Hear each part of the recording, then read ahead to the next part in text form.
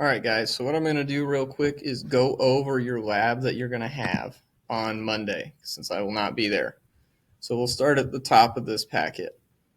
What you're going to do in this lab is look at speed, velocity, and acceleration, more specifically velocity and acceleration. So I'll read this opening paragraph. In this lab, you'll compare and learn the differences between speed, velocity, and acceleration. You have 2 days to complete the lab. We're on block, so we're just going to have 1 day. There will be some graphing and conclusion questions near the end, but be sure to work quickly to collect your data first so that you have enough time to complete the lab. Be sure to read all parts of the lab as you go through it. Okay, I'm not going to read through all this. This is a description on speed versus velocity. As a reminder, velocity is the speed of an object in a particular direction, and here's its equation. So there's some practice problems for you guys to work with. Number one, you're taking your 100 meters, dividing it by 15 seconds, and then you'll give me that speed. Make sure everything's rounded to the nearest tenth. What that means is the first decimal point. So example would be 8.1 or 6.2. If you have 6.22, that would not work, right? That's the hundredth. So just make sure you're only using one decimal. For this one, it says you run 3,000 meters in 21 minutes, and it wants velocity in kilometers per minute. Let's change that to meters per minute. So then we have an easier calculation. So you'll take your 3,000 divided by 21 and give me that number. This is some info on acceleration. As a reminder, acceleration is the change in velocity over time. And here are 2 questions for you to work on. As a reminder, I have a key for this that the sub will have. So if you ever want to check your answers, you can do that. Once you finish the pre-lab section, you can start the actual lab.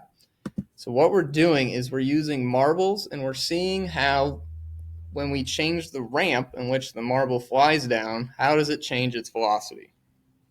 So you're going to start with one book and a ruler propped up against that book to serve as your ramp.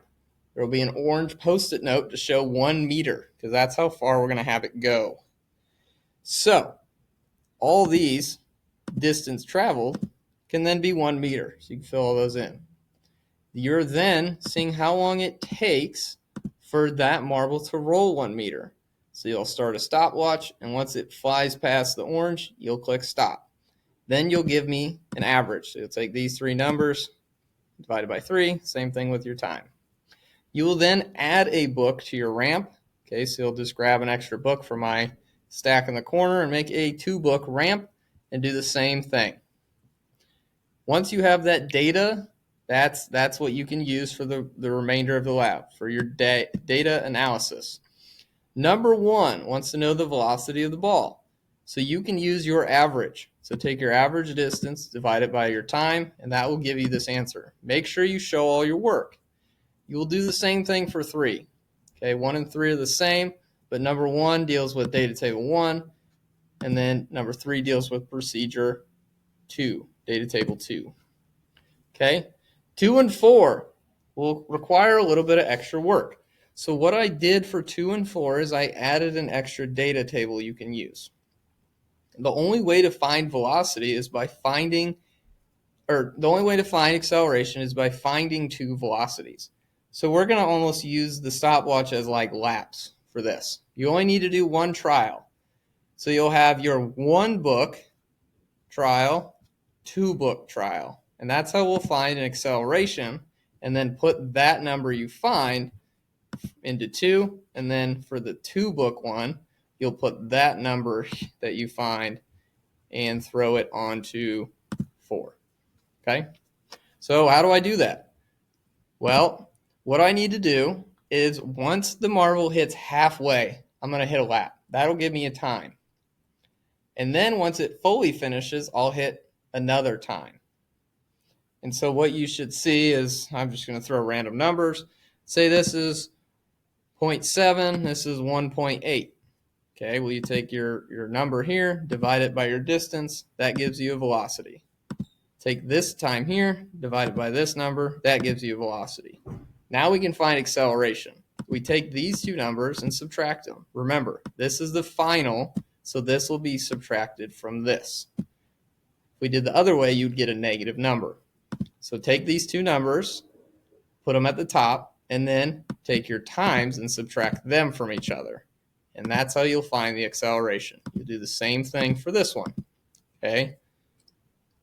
Stopwatch at half a meter. What's my time? And then at the end, hit it again. And then we can find velocities for both of those times, which will then allow us to find an acceleration. That is the last of the data you'll need. Okay, so this data analysis 1 through 5, you'll use your 4 data tables. This one, and then the one I gave you. Okay, this is a separate handout since I originally did not have this added. Okay, so this is extra to help you guys be able to answer questions 2 and 4 on that page. Question 5 just wants you to compare your numbers between one book versus 2. So you'll write whatever you have. And then at the end, there's this review. So you will use these 4 graphs here, 1, 2, 3, 4, in this little quadrant, to answer questions 1 through 4. 5, 6, and then somehow 5 again, these 3 questions, all revolve around this graph right here on the right, graph 5. Okay?